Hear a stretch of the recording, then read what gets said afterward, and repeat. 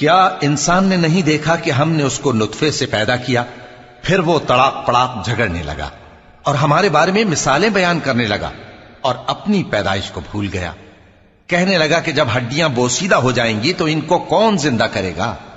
کہہ دو کہ ان کو وہ زندہ کرے گا جس نے ان کو پہلی بار پیدا کیا تھا، اور وہ ہر طرح کی تخلیق کو جانتا ہے۔ وہی جس نے تمہارے لیے سبز درخت سے آگ پیدا کی، پھر تم اس کی ٹہنیوں کو رگڑ کر ان سے آگ نکالتے ہو۔ بھلا جس نے آسمانوں اور زمین کو پیدا کیا، کیا وہ اس بات پر قادر نہیں کہ ان کو پھر ویسے ہی پیدا کر دے؟ کیوں نہیں؟ اور وہ تو سب کچھ پیدا کرنے والا، کامل علم والا ہے۔ اس کی شان یہ ہے کہ جب وہ کسی چیز کا ارادہ کرتا ہے تو اس سے فرما دیتا ہے کہ ہو جا، تو وہ ہو جاتی ہے۔